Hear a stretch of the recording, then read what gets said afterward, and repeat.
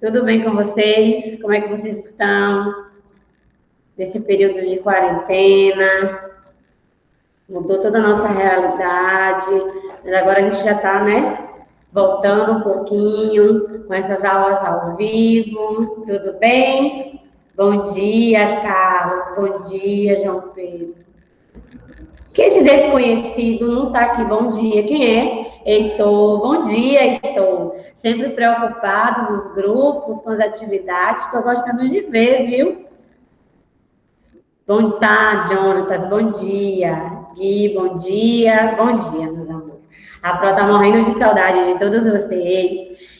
Orando, pedindo a Deus que tudo isso logo, logo, né, passe, para que todos nós, né, possamos estar todos reunidos novamente, certo? Nicolas, bom dia. Bruno, bom dia. Bom dia. Bom dia. Vamos iniciar nossa aula. O assunto de hoje será o ciclo do ouro. E aí a gente já vai trazer eu já vou explicar para vocês porque a Pro colocou isso no ciclo do ouro, com relação. Porque ciclo quer dizer que tem meio, começo, meio e fim. A gente vai falar um pouquinho tudo isso sobre a questão do ouro das Gerais, certo? Durante esse período de pandemia, continuamos com as nossas atividades, foram encaminhadas para vocês algumas atividades relacionadas ao conteúdo trabalhado, ao livro didático, eu passei algumas listas. Então, hoje eu peguei esse conteúdo, que é um conteúdo o mais recente para a gente abordar. Deixa eu aceitar aqui o pessoal. Letícia, bom dia. A senhora está com saudade de me reclamando. Eu vou reclamar aqui agora. Nicolas, pegue o lápis logo. Começa agora. Caneta, caderno, o livro didático. Tá com tudo aí? É sério agora. Todos não são Nicolas, todos já peguei faz tempo. Um beijo. Saudade de tudo. O próximo, ela só reclama comigo, só comigo, por quê? Mas, ó, meu carinho, minha saudade por todos, todo o meu carinho. Vocês, não existe professor sem aluno, na escola sem aluno. Então, assim, estamos morrendo de saudade, de verdade, de coração, de vocês. A gente às vezes puxa, pega na orelha, reclama, porque a gente quer o bem de vocês, a gente quer chegar no término do ano, a gente quer ver o retorno, né, das aulas, a gente quer ver o conhecimento de vocês, o aprendizado de vocês. Então, a gente tem que realmente, o professor tem que ter essa parte chata mesmo de reclamar, de estar ali pegando no pé de vocês, porque não pode ser tudo permissível demais, o professor deixar. Se a pessoa se te deixa assim. Então, ó, não pense que é nada que a professora fica o tempo todo, não. Eu reclamo mesmo. Nicolas, de novo, Nicolas. Aí ele fala, por que sou eu, Jussara? Por que sou eu? Heitor é uma preocupação, né, Heitor? Grande. Então, vamos iniciar a nossa aula. A aula de hoje é sobre o ciclo do ouro. Vamos falar da questão do ouro das Gerais, né? Como se descobriu o ouro nessa região, que não só foi, né? Teve Mato Grosso, teve Goiás e teve Minas Gerais. E a gente vai falar um pouquinho sobre a questão do bandeirantismo, como isso ajudou, porque eles queriam isso, assim, eles desbravaram o território, capturavam indígenas e procuraram o ouro, encontraram, que foi os bandeirantes que encontrou o ouro. Mas não só foi. Eu estou com saudade, mas morrendo não. Morrendo, né, é um vício de linguagem que a gente sempre está falando. Estou morrendo de saudade. A professora está com saudades. Então, pronto. Já peguei faz tempo. Todo mundo com livro aí, com caderno. O Ouro das Gerais. Meu livro tá... Deixa a moça chegar aqui, que meu livro tá do outro lado. Se eu sair aqui, vai ficar sem. Para acompanhar. Por enquanto, você vai acompanhar o slide. Daqui a pouco eu peço para você acompanhar no livro. Tem caderno, estou sem nada. Mas é bom. Assim, a aula é importante vocês estarem com o caderno para estar anotando, Por quê? Porque o slide ele traz um conteúdo, às vezes, até diferente do livro didático. E aí, o que vocês julgarem interessante, anotar. Mas preste atenção, quem não tiver com um caderno aí, ou quiser, ou optar por pegar uma folha, pode, depois chegar em casa com cuidado, tipo, como tem aluno que diz, não tô em casa, tô na casa da minha avó, tô na casa da minha Dinda. Então, quando chegar em casa, passa o rascunho para o caderno, certo? O ciclo do ouro. Projussara, Proje História, vamos iniciar agora a aula de História do 8º ano, falando sobre o ciclo do ouro, né? A descoberta do ouro nessas províncias. A gente vai falar um pouquinho de Minas Gerais, contexto todo em Minas Gerais, mas ressaltando que em Mato Grosso, em Goiás, também foram encontradas pepitas de ouro.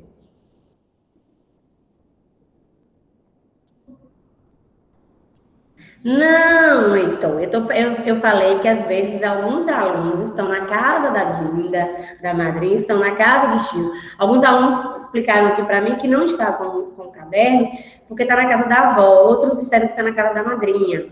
Entendeu o que eu disse?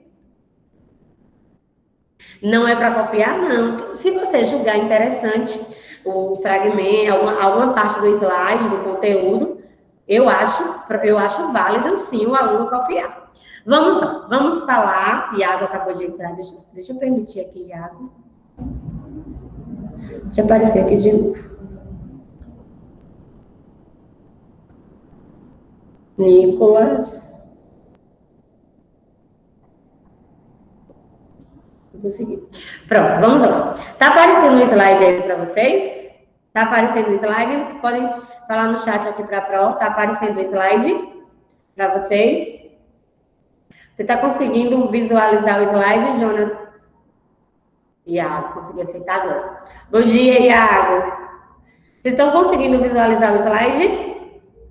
Então, sinalizem para a Pro, por favor. Heitor, você está conseguindo visualizar o slide? João Pedro, Carlos, Gui, alguém responde a Pro? Não? O slide?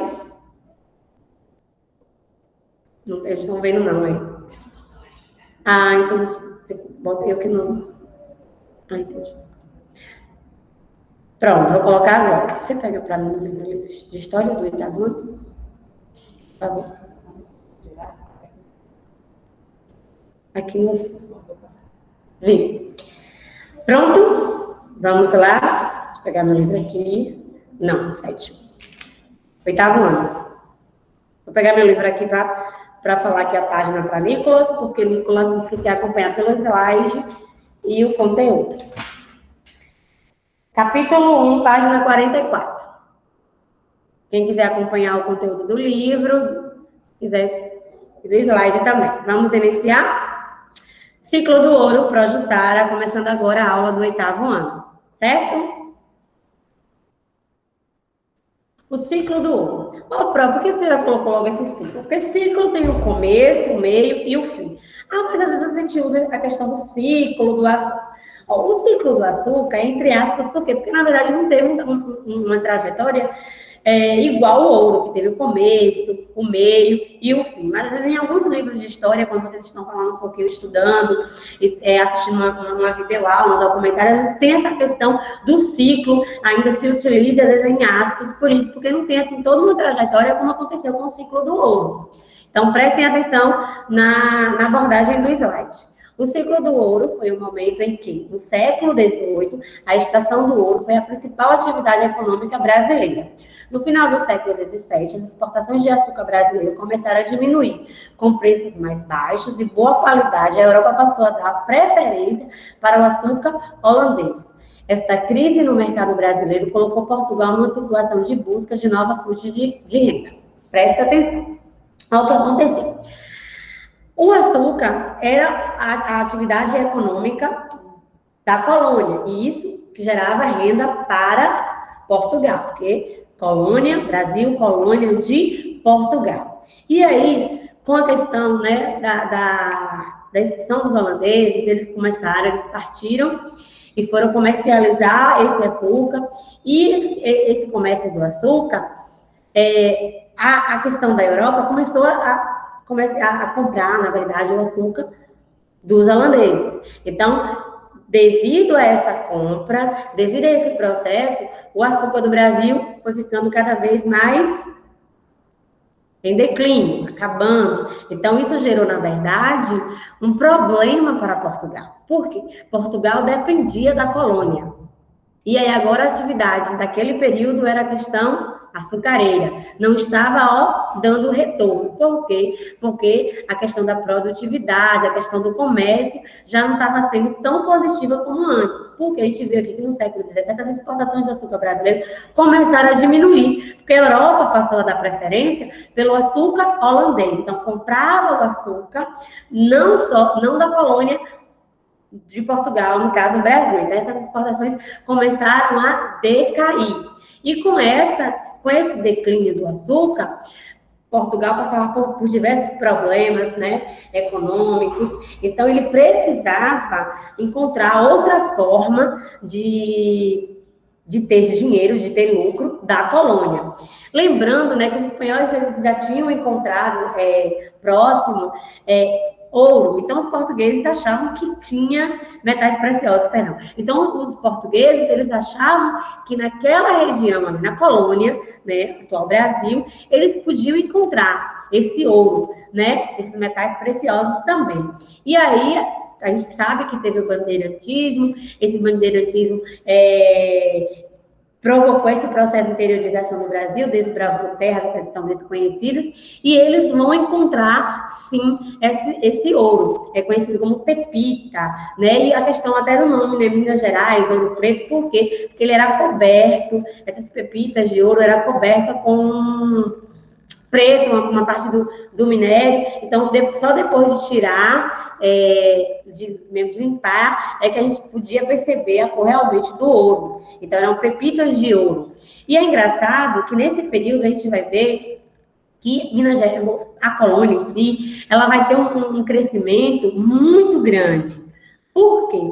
Porque esse ouro, conhecido como ouro de aluvião, ele era um ouro muito fácil de ser encontrado nos córregos dos rios. Então, as pessoas começaram a migrar muito. Muitos portugueses saíram de Portugal, vieram para a colônia, porque buscavam, lógico, né, riquezas. E era um ouro muito fácil de ser encontrado. Então, a gente vai ter um saldo de pessoas em 300 mil para um saldo aí gigantesco de 3 milhões de pessoas, que até então a colônia tinha 300 mil, vai para 3 milhões. Pensem aí num saldo aí, assim, gigantesco devido a essa condição que eles tinham. Eu até coloquei aqui nas observações aqui, ó, para vocês, com relação à população, que passa, né, de 3 mil para 3 milhões. Por quê? Porque era um ouro muito fácil, era conhecido como ouro de aluvião. Essas pepitas eram encontradas muito facilmente. Então, as pessoas, lógico, partiam mesmo em busca, né, de riquezas. Alguém se perdeu aí, incompreendeu a questão desse ciclo do ouro? O ouro ele foi encontrado, né, pela questão do bandeirantismo, a primeira que foi encontrado. Era um ouro muito fácil, conhecido como ouro de aluvião, nos córregos dos rios, Heitor. Por isso que era muito fácil, e as pessoas começaram a migrar de forma assim. Dom João, depois, ele vai criar medidas para inibir essa migração, porque os povos saíram desesperados para essa região, porque queriam riquezas. Córregos, isso mesmo, em lagos, em córregos dos rios. Eram as pepitas de ouro. Eu falei da questão do bandeirantismo, porque o bandeirantismo, lembra que você estudou o processo de interiorização do Brasil? Então, o bandeirantismo, ele desbravou terras desconhecidas, e eles foram responsáveis por encontrar, né, ouro, porque eles saíam para capturar indígena e à procura de ouro, então eles foram os responsáveis. 3 mil para 3 milhões de pessoas, porque assim, pensa aí, a colônia tinha 300 mil, perdão, isso foi para 3 milhões de pessoas, devido a essa questão de ser encontrado ouro facilmente. Ah, tu entendeu agora? Quando eu falei 300 mil para 3 milhões de pessoas é o número de imigrantes que vieram para a colônia em busca dessas riquezas, né? De encontrar esse ouro que era tão acessível a todos. Entendeu? Muito bem. Mari disse que entendeu. Desligar a câmera de Marcelo. Deixa eu ver aqui. Pessoas. Estão todos com a câmera desligada. Beatriz. Deixa eu ver quem não está. Quem não, tem alguns alunos que está só a foto, mas a câmera não está ligada. Quem estiver com a câmera ligada, eu peço para que vocês desliguem, por favor. E tirem as dúvidas, sanem as dúvidas podem ser tiradas através...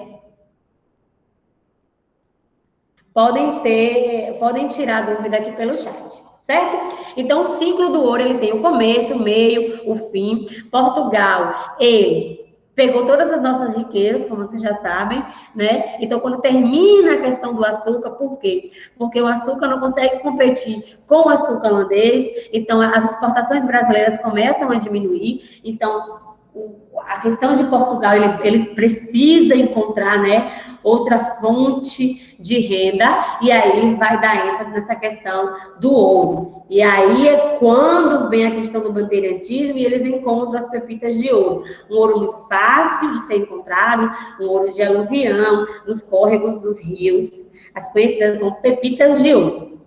Tudo bem aí? Alguma dúvida, meus amores? Estou gostando, todo mundo aqui perguntando. Porque o açúcar era melhor, o açúcar dos holandeses. O preço era menor, as técnicas deles eram melhor, e isso gerava um custo reduzido.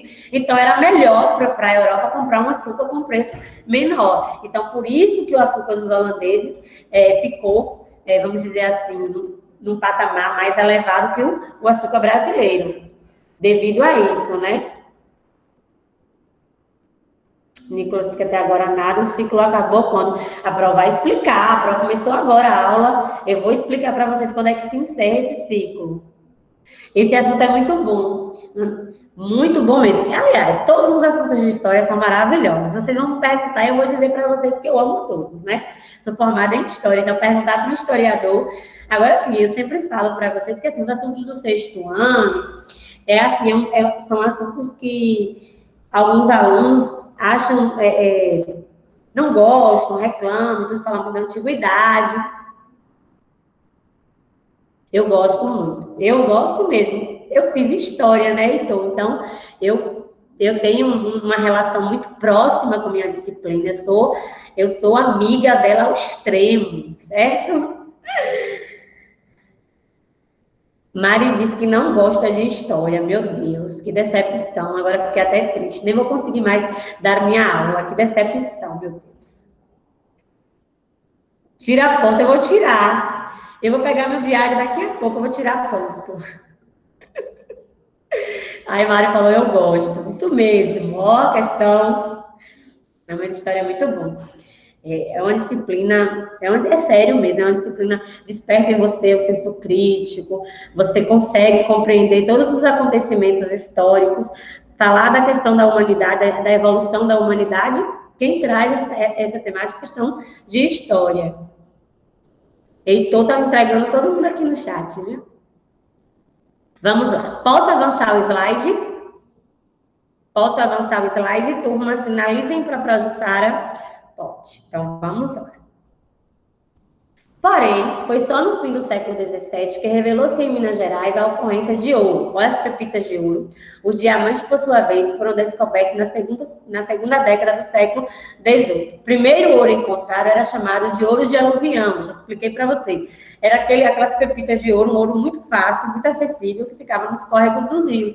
Então, era muito acessível mesmo, qualquer pessoa podia achar. E isso que gerou, na verdade, uma migração muito grande, as pessoas começaram a sair, e Dom João vai criar medidas para inibir essa migração, assim.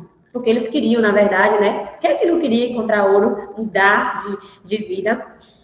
Então, posso avançar. O ouro de aluvião era aquele ouro fácil acesso, que encontrava-se nos córregos dos rios. Entendeu, Mari? Heitor? A extração do ouro de aluvião. Tá vendo aí, ó, como era fácil? Vocês percebem que a maior parte da mão de obra era uma mão de obra escrava. As pepitas eram mais... Eram pequenininhas pepitas de ouro. Eu não trouxe imagem, não, mas na próxima aula eu coloco aqui em parte um slide. Deixa eu ver se no livro de vocês tem para eu mostrar, mas eu acho que não tem, não, Heitor. Era para eu ter colocado. Mas depois no privado eu te mando também. Eram pequenininhas pepitas de ouro. Aí tinha que ser, a gente vai falar um pouquinho sobre a questão do ouro, quanto valia, porque tinha que ser pesado. Aí a gente vai falar um pouquinho sobre como o Portugal, ele queria controlar essa questão do ouro, e a gente vai falar de como esse ouro era pesado e medido, certo? Vai chegar lá, espera só um pouquinho, tem paciência.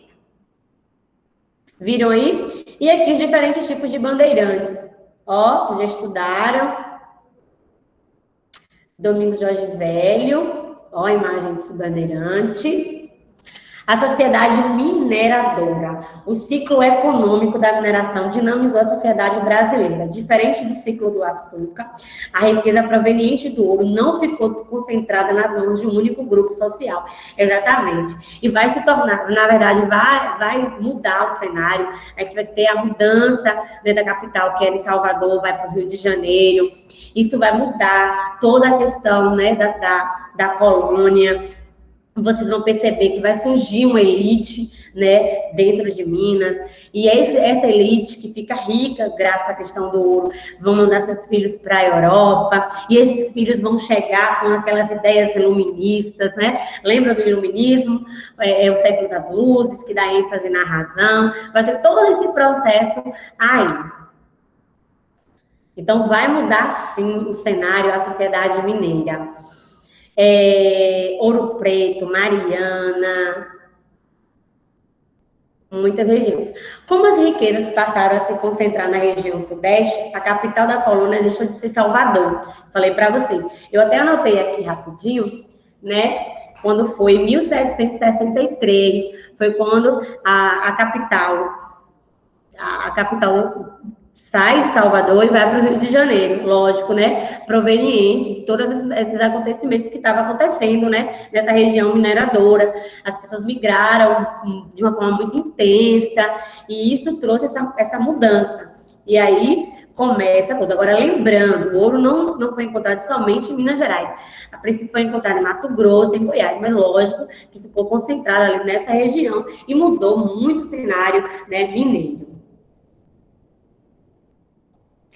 Com o desenvolvimento das cidades como Vila Rica, Mariana, Diamantina, entre outras, apareceram os comerciantes, artesãos, intelectuais, padres, funcionários públicos e outros profissionais liberais. E todo esse cenário, toda essa mudança, na verdade, vai eclodir alguns conflitos. Quem nunca ouviu falar na Guerra dos Emboabas, em Vila Rica, né, revoltas de Vila Rica, Inconfidência Mineira, e todos esses conflitos devido a muita imposição, a não entender e não aceitar esse controle da coroa portuguesa. E muitas pessoas falavam assim, acabou aquele ouro, ficou escasso aquele ouro.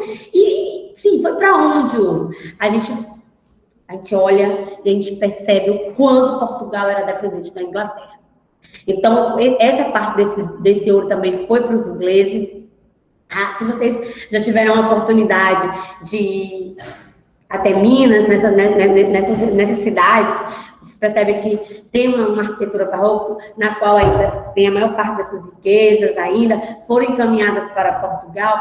Portugal passava por problemas, má administração, então nosso ouro era levado para lá, tinha diversos problemas dentro de Portugal. Então, assim, termina-se o ciclo do açúcar, começa-se o ciclo do ouro.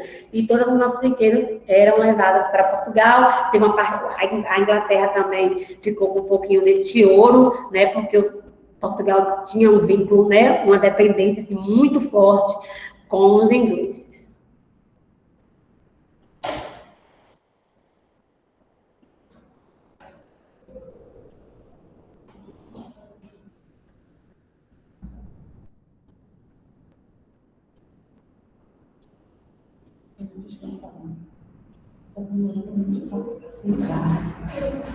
Mas daqui. Não, todo mundo que tá vindo, tô aceitando rapidinho. Tá vendo? Aparece logo na tela e eu já aceito de imediato. Só o Iago, que foi 2 vezes que eu tentei, aí acho que caiu a internet, ele voltou de novo. Já. Gente, tá todo mundo participando aí. Assim que chega a mensagem aqui, a Pro já aceita, viu? Tá tudo bem aí? Olhem no grupo se tem alguém que tá Alexandre agora, mas apareceu a imagem só agora para a Pro. Assim que aparece, a Pro tá aceitando. E Iago apareceu 2 vezes, não sei se foi a internet dele que ficou ruim, aí na segunda eu já aceitei. Então, para Alexandre, que chegou agora, bom dia. Nós estamos falando sobre o ciclo do ouro, né? Essa mudança significativa que ocorreu após esse ciclo do ouro, que a gente deixa para trás a questão do ciclo do açúcar. Certo? Então, vamos lá. Posso avançar o slide? Os escravos também ganharam importância, e muitos deles conquistaram junto a seus senhores o direito à liberdade, devido ao êxito das minerações. Eram denominados negros alforriados, alforria, liberdade, ou fogos. Outros compravam sua liberdade. Falar um pouquinho sobre essa questão do escravo. Vocês sabem que a questão do escravo... Tá tudo certo aí? Tá aparecendo a Pro? A questão do escravo é bem complexa, porque assim, esses escravos, a longevidade deles era no máximo 12 anos, assim, depois, porque o trabalho dentro das minas era um trabalho perigoso, era um trabalho, lógico, até hoje, com toda essa modernidade, a gente sabe que essas questões mineradoras trazem muitos problemas ainda para a saúde, então naquele período que não tinha nada de avanço tecnológico com relação à mineração, então trouxe muitos problemas para a saúde e acabou, na verdade, dizimando muitos escravos. Ainda tem assentamentos de escravos ainda hoje nessa região, porém, naquele período, muitos escravos morreram porque as condições eram insalubres desses trabalhos. E muitos se aventuravam por isso, por tentar, viam na questão da mineração a chance de conseguir a sua alforria, né, a sua tão sonhada liberdade. Mas, sim, o trabalho na mineração dizimou muitos escravos. Por quê? Porque eram situações, né, insalubres, e eles acabavam contraindo diversas doenças e acabavam morrendo. Certo? Então, se alguém perguntar com relação ao escravo, como era o trabalho, se realmente muitos escravos acabaram morrendo nessa atividade mineradora, vocês podem sim afirmar que sim, a gente tem todo um conhecimento histórico que fala sobre isso, fala como esses escravos, eles morreram na prática dessa atividade. E muitos também conquistavam sua alforria. Posso avançar o slide?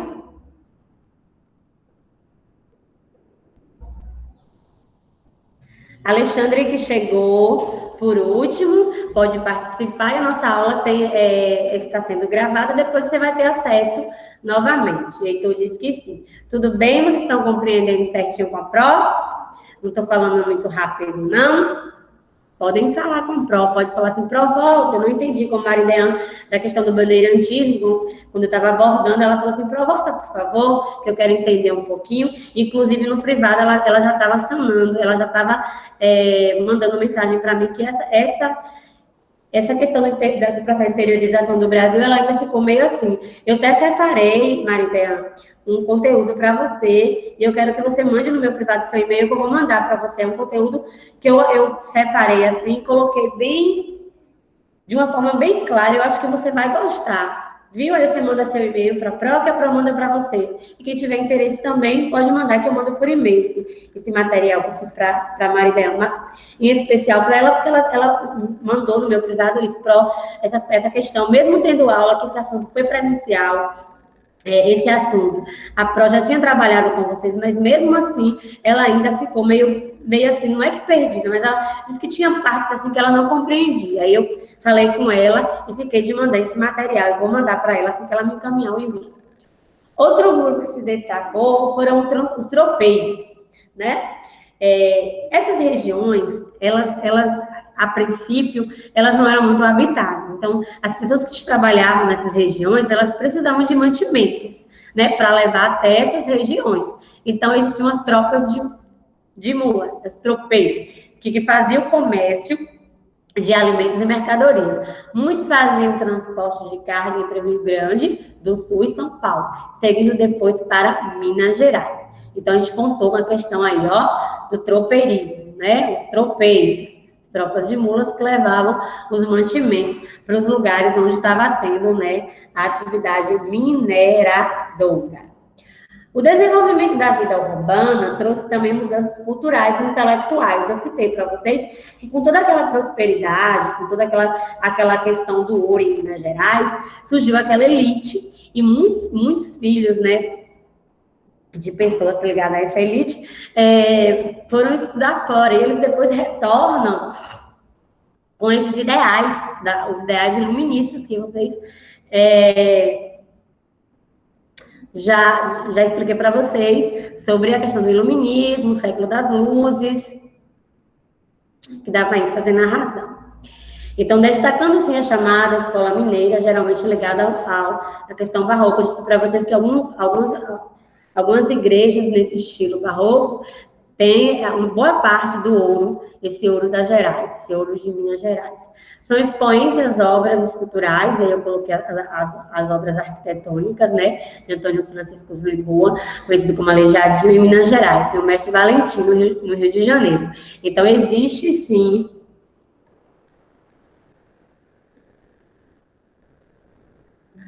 aí a questão do feijão tropeiro, essa foi boa.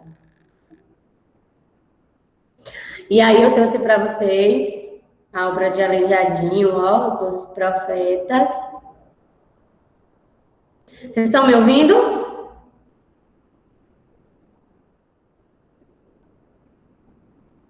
Sim? Que bom. Está surgindo alguma dúvida? Estão entendendo sobre o ciclo do ouro? Como ocorreu? Na música destacou-se o estilo sacro mineiro, né? E a gente coloca aqui. Tem a literatura com alguns poetas, como Cláudio Manuel de Costa. Então, a gente consegue perceber que essa mudança também, ela ocorreu e trouxe, né, toda uma questão cultural para Minas Gerais. E aí tem a questão exploração do ouro. Vamos lá. Essa exploração do ouro. E aí a gente vai para a parte, a gente entendeu o cenário a gente entendeu um pouquinho como é que estava, como aconteceu, quando foi descoberto, as mudanças, a própria capital, né, de Salvador vai para o Rio de Janeiro, porque ficava mais próximo das regiões mineradoras. Então, isso muda o cenário. O primeiro ouro a ser encontrado, aquele ouro acessível, ouro de aluvião, que eram as pepitas de ouro, muda o cenário. Aí a gente percebe que surge uma elite. Essa elite vai trazer mudança na questão cultural. Sim, deixa eu voltar aqui para vocês, para a questão da arquitetura. E aqui, ó, aqui os arquitetos, ou a questão arquitetônica, perdão, e aí tem as esculturas deles, e principalmente de Aleijadinho. E aqui eu trouxe a imagem para vocês, ó, dessa obra de Aleijadinho, Os 12 Profetas, linda. E aqui aí tem a imagem dos 12, aqui fala da questão cultural, a questão da música, da literatura, que teve a sua influência, e aí a gente parte para a questão da exploração.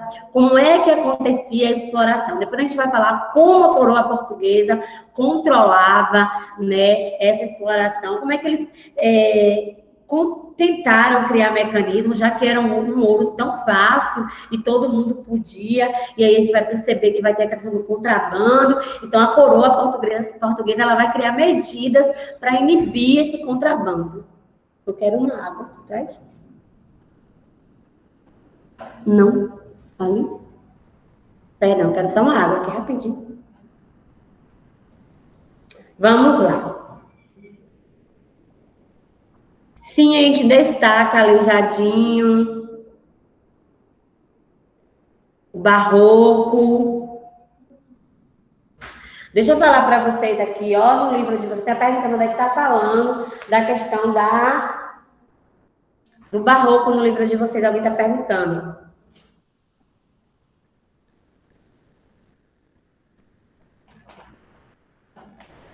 Vou mostrar aqui a página para vocês, falando. Deixa eu dar continuidade aqui no slide que eu vou falar para vocês com relação, ó. Para vocês com relação a isso. Deixa eu só dar continuidade aqui, eu mostro para vocês, certo? Porque o tempinho é curto, eu quero abordar, eu quero aprofundar o slide todinho, porque o conteúdo em casa do livro depois vocês tiram. Vamos prestar atenção na aula, deixar de brincadeira. O conteúdo aqui é o ciclo do ouro, por favor. É o momento que vocês têm de estar sanando as dúvidas. Oitavo ano, por favor. Havia duas formas principais da exploração do ouro na região das minas, a lavra e a faiscação. A lavra era o tipo mais frequente, consistia na extração em grandes jazidas, utilizando mão de obra de escravos africanos, certo? Por sua vez, ó, então existiam duas formas. Existiam duas formas de explorar as lavas e a faiscação. Olha o que diz sobre as lavas. As lavas faziam o que era o tipo mais frequente, consistia na extração de grandes jazidas. Quem fazia esse trabalho? Os escravos, mão de obra de escravos africanos. Por sua vez, a faiscação também, conhecida como faisqueira, era a extração representada pelo trabalho do próprio garimpeiro, raramente auxiliado por ajudantes. Então, muitos aí eram garimpeiros, não tinham, poucos utilizavam ajudantes. Na segunda metade do século XVIII, a mineração entrou em decadência, com o esgotamento das jazidas. E aí, Heitor, no início da aula, ele me perguntou, Pro, e esse ouro acaba? Esse ouro acaba. E a gente percebe que no início do século XVIII, aí na segunda metade, do século XVIII, esse ouro, ele vai acabar, ele vai ficar escasso, né? Por quê? Ele extraía. No início foram vários imigrantes, o pessoal chegava. A gente vai falar do conflito conhecido como Guerra dos Emboabas, né? Que foi um conflito entre a coroa portuguesa e os paulistas, porque os paulistas eles queriam monopólio, ou seja, o controle. Só eles poderiam, na verdade, explorar, e aí vai ter um conflito entre a coroa portuguesa e os paulistas, mas logo depois eles são expulsos, né, da região, mas depois eles retornam, por quê? Porque eles tinham mais, vamos dizer assim, mais conhecimento nessa exploração, e a própria a própria coroa portuguesa vai chamar esses paulistas de novo, eles são expulsos e depois a coroa vai falar assim, ó, espera aí, a gente precisa de vocês, porque vocês têm as técnicas de vocês são mais eficazes do que as nossas, então vocês têm um conhecimento mais aprofundado, então a gente vai precisar de vocês, então vocês vão ter que voltar. Então há todo um conflito, existe uma guerra, conhecida como Guerra dos Emboabas, no qual os paulistas e a coroa portuguesa entram em conflito, os emboabas são expulsos, os paulistas, e o nome Emboabas, por quê? Por essa migração de muitas pessoas que vinham para a região mineradora, os paulistas deram o nome de Emboaba, que eram aqueles estrangeiros que chegavam para explorar. E os paulistas queriam o monopólio, o controle daquela região. Como eles queriam, na verdade, controlar, só eles poderiam explorar. E aí a coroa não aceitou e gerou esse conflito conhecido como Guerra dos Emboabas. Então, a gente tem duas formas de exploração. A lavra e a faiscação. A lavra utilizava muita mão de obra escrava, os africanos, e a faiscação era um trabalho feito mais pelos garimpeiros. Raramente precisava de ajudantes. Estão entendendo aí a questão da exploração? Fiscalização e a cobrança de impostos. Portugal exerceu sobre a exploração do ouro um controle maior do que aquele exercido no açúcar, lógico. Então, eles tinham que controlar de uma forma mais eficaz, porque toda a riqueza era proveniente da colônia. Então, eles precisavam controlar, e principalmente quando eles perceberam que muitas pessoas estavam indo para as regiões para, né, explorar. Um dos motivos, de fato, que decorreu no século XVIII, a economia portuguesa estava muito dependente da economia inglesa. Eu já falei para vocês que Portugal dependia muito dos ingleses. Tanto é que boa parte do nosso ouro aqui foi mandado, sim, para os ingleses. Assim, para recuperar sua economia, Portugal criou vários mecanismos de controle. A fiscalização, como a intendência das minas e as casas de fundição. Vamos entender. A famosa casa de fundição que a Pro disse.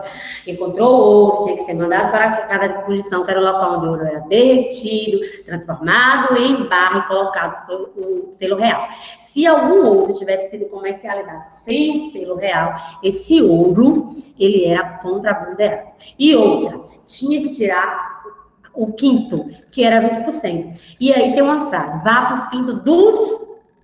Se dá sobre isso aí, sobre essa questão aí histórica, ó, do quinto, que era tirado lá a parte da coroa, do período, ó, do ouro. Por isso existe essa questão, porque quinto representava algo que ninguém queria, era algo assim negativo. Então tem essa expressão popular, esse ditado popular, vai para os quintos, que quer dizer algo assim ruim, porque vocês já sabiam disso? Desse ditado popular, vai para os quintos, que tinha a ver com a questão do ouro?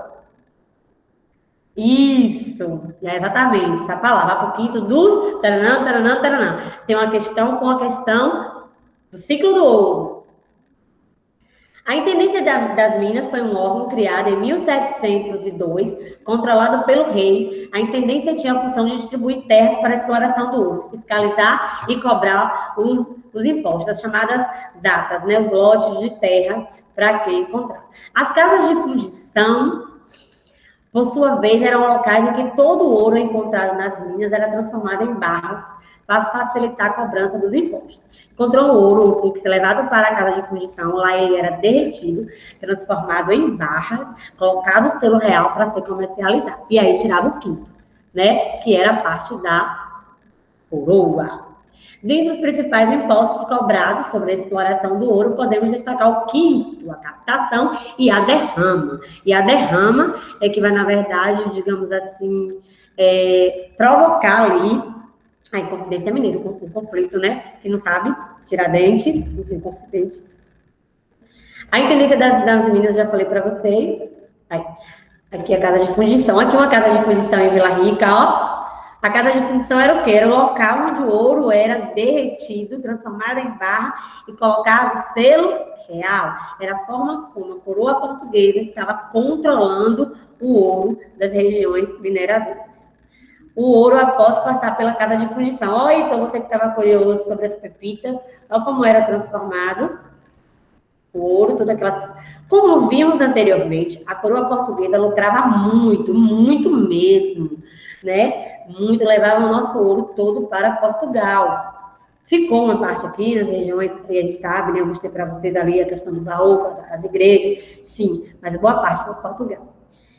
Muito com a cobrança de taxas e impostos. Assim que encontrava o ouro na colônia, deveria cobrar o quinto. Esse imposto era cobrado nas casas de fundição, que retirava 20% do total e enviava para Portugal. O famoso quinto. Este era o procedimento legal exigido pela coroa portuguesa. Mas existia contrabando? Existia. No livro de vocês, tem uma imagem da escultura de Nossa Senhora do Rosário.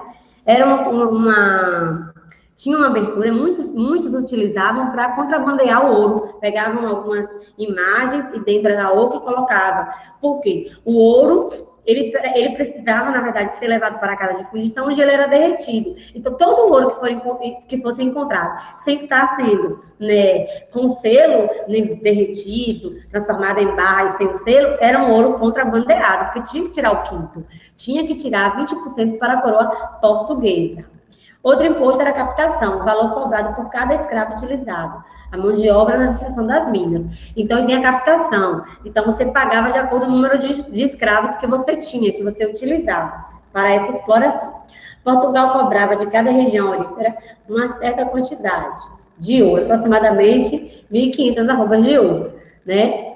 Quando essa taxa não era paga, havia execução da derrama, que era essa cobrança desse imposto atrasado, no qual as pessoas podiam invadir as casas e pegar tudo que a pessoa tinha, né? E aqui fala, neste caso, os soldados entravam nas residências e retiravam os bens dos moradores, até completar o devido. Você tinha que pagar essa quantia, e se você não tivesse essa quantia, tinha permissão, né? Os soldados podiam entrar nas residências e pegar tudo até somar essa quantia aqui, ó, que você precisava pagar para a coroa portuguesa. E aí eu falei da Guerra dos Emboabas, que eu já disse que foi um conflito que aconteceu, né, porque eles queriam monopólio o controle dessa região. E depois eu falei para vocês que a própria coroa chama os paulistas de volta porque eles tinham, vamos dizer assim, maiores técnicas e tinham maior conhecimento. A Guerra dos Emboabas ocorreu entre 1707 e 1709, em Minas Gerais. Dentre as causas, podemos destacar os embates entre paulistas e portugueses pelo direito de explorar a região. Eles queriam monopolizar, eles queriam só eles ter o controle, pelo fato de terem sido os primeiros a descobrir as minas. Os paulistas queriam ter mais direitos e benefícios sobre o ouro que havia encontrado. Por outro lado, os portugueses também denominados emboabas. Por quê? Porque os paulistas, todos os estrangeiros que chegavam, eles chamavam de emboabas, por isso o nome Guerra dos Emboabas.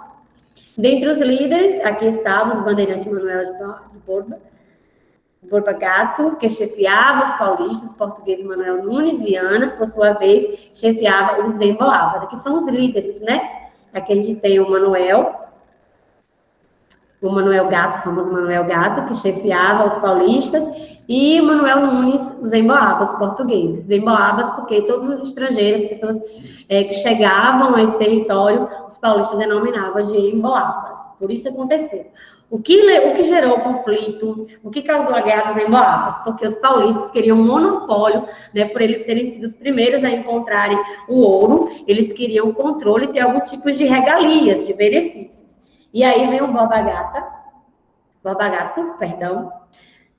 o líder, ó, a questão dos dois líderes aqui, ó, o chefe paulista, e aqui eu ver se eu coloquei. Dentre esta rivalidade ocorreram muitos conflitos e mortes que acabaram consideravelmente as relações entre os dois grupos. No fim, foi criada a capitania de São Paulo. Trouxe a melhoria, né? Porque foi criada transformação de benefícios, foi criada a capitania de São Paulo. Depois eles acabaram, né? E depois eles acabaram, na verdade, tendo que convidar os paulistas para retornar. Pense aí, a coroa dizendo assim, ó, sabe aquela guerra que a gente entrou e tudo, e que eu acabei expulsando vocês daqui? Eu preciso que vocês voltem, eu preciso das técnicas de vocês têm o conhecimento, né? Vocês foram que encontraram, então eu preciso que vocês retornem. Então teve isso. O livro de história de vocês começa o conteúdo na página 44, vai até a página 51, fala da derrama, a cobrança desses impostos, fala da exploração, fala da pacificação, fala um pouquinho desse controle que a coroa tinha, um pouquinho sobre a interesse das minas, a casa de fundição, a cobrança dos impostos, a derrama. Então, assim, eu quero que vocês compreendam que teve o início, o meio e o fim do ciclo do ouro. E a importância do ciclo do ouro para a história, e principalmente a questão econômica da colônia. A aula de hoje, eu mandei para vocês. A aula de hoje teve como tema o ciclo do ouro, falou um pouquinho sobre essa região mineradora, como era feita essa exploração, como foi encontrado as primeiras pepitas de ouro, ouro aluvião, ouro muito acessível, as pessoas migraram com intensidade muito grande. Todo o meu carinho para vocês, espero que vocês tenham sanado as suas dúvidas, gostei da participação de todos que questionaram, que perguntaram.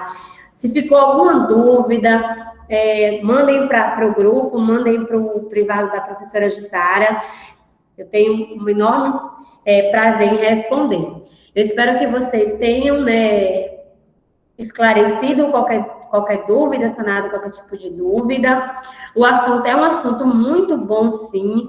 É válido, sim, vocês compreenderem, se aprofundarem, buscarem outras fontes, não ficar preso somente ao livro didático. Eu mandei videoaulas para vocês, tem outros conteúdos, e Maridean Pro vai encaminhar para vocês, para você que teve dúvida, e se alguém tiver, pode mandar um e-mail para o meu privado, que eu vou encaminhar, sim, o conteúdo falando do processo de interiorização. Um beijo, fiquem com Deus, certo? Fiquem em casa e logo, logo todos nós estaremos juntos. Beijo.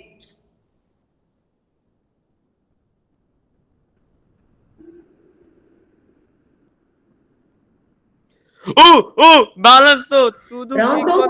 Voltou aqui para a prova. Então, por hoje é só. Quero deixar o meu agradecimento, todo o meu carinho e agradecer os pais de vocês também que estão, né, essa parceria com os professores, com a escola, cobrando de vocês em casa. Tenho certeza que os pais estão cobrando e tudo isso logo, logo vai passar. Beijos, fiquem com Deus e até a nossa próxima aula de história.